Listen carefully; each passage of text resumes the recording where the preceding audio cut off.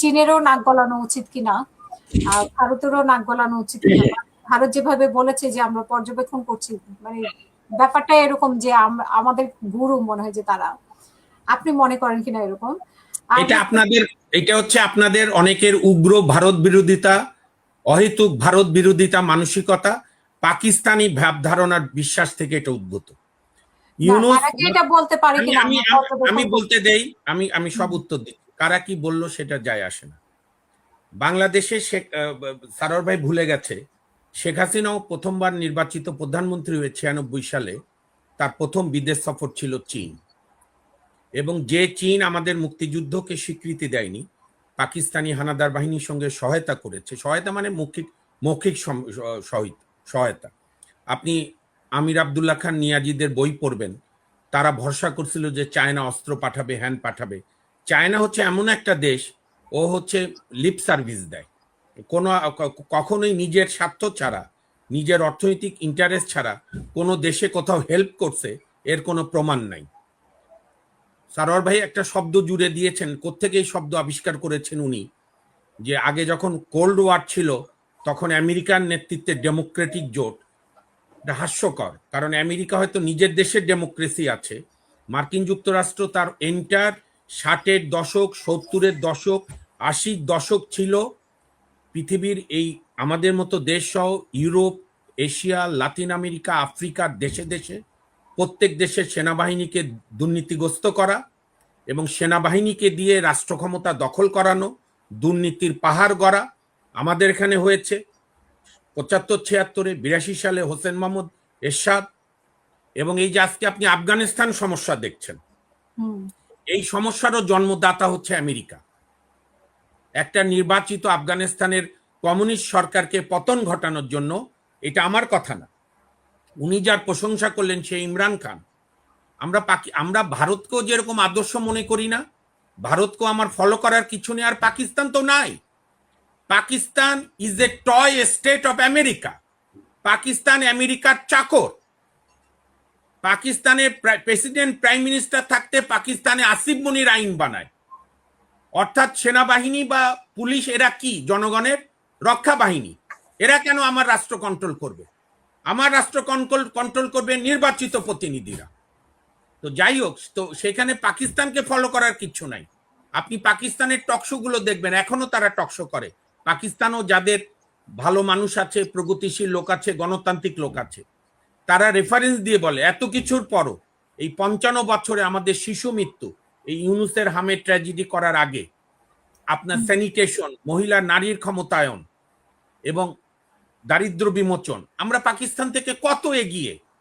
আমরা শেখ হাসিনার সমালোচনা করতে গিয়ে যেন আমার দেশকে ফকির না বানাই। প্লিজ, আমি আরেকদিন আপনি ডাকবেন, আমি অর্থনীতির হিসাব নিয়ে বসবো এবং এই হিসাব আমার বানানো। যে মধ্যস্থতাকারী, সেখানে তো পাকিস্তান একটা ভালো ভূমিকা রেখেছে। এটা তো ভূমিকা নাই। পাকিস্তান আমেরিকার পিওনের হয়ে কাজ করেছে, এখানে মধ্যস্থতাকারী কিছু নাই।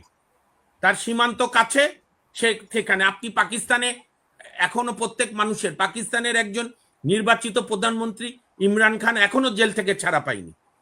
আমরা পাকিস্তানি আদর্শ ধরবো কেন? আমরা তো 71-এ রক্ত দিয়ে 30 লাখ শহীদের রক্তের বিনিময়, আমার মা বোনের সম্ভ্রমের বিনিময় আমি স্বাধীন হয়েছি। পাকিস্তান আমাদের কাছে ক্ষমা চেয়েছে? একবারও ক্ষমা চায়নি।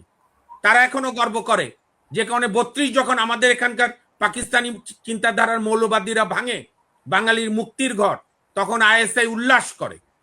কাজে আমাদের কপাল খারাপ, আমরা কোনো ভালো প্রতিবেশী পাইনি, না ইন্ডিয়া, না পাকিস্তান, না অন্যরা।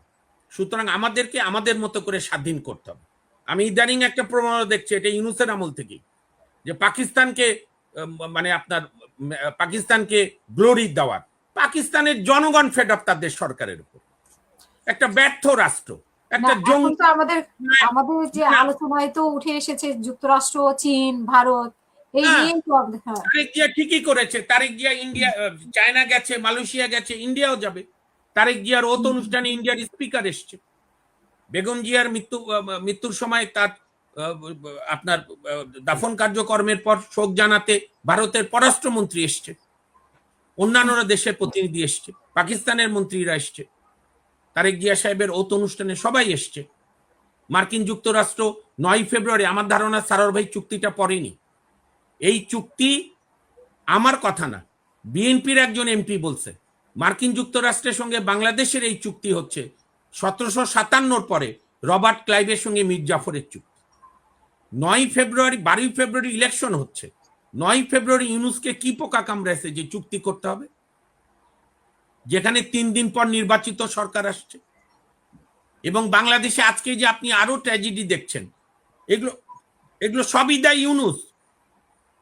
ইউনূস 5ই আগস্টে ক্ষমতা নিয়ে তো তার প্রথম উচিত ছিল যে এই যে জুলাই আগস্ট আন্দোলনে কতজন আমাদের ভাই বোন আত্মীয় মানে আমাদের বাংলাদেশের প্রিয় নাগরিকরা হত্যাকাণ্ডের শিকার হয়েছে তার একটা তালিকা চূড়ান্ত করা, এবং কারা কারা হত্যা করলো, সে আওয়ামী লীগ হোক, এ হোক, সে হোক, জামাত হোক, মৌলবাদী হোক, হিজবুত তাহরীর হোক, এই যে সারোয়ার ভাইয়ের কিছু দুর্নীতির দায়, সারোয়ার ভাইয়ের সাবেক কলিগ দুর্নীতি র্যাবের কিলিং মেশিনের লোক ছিল, তাদের কিছু লোক হোক, কারাই দায়ী, কারা স্নাইপার দিয়ে গুলি করলো, কারা 7.62 দিয়ে গুলি করলো, এটা তদন্ত করতে হবে তো।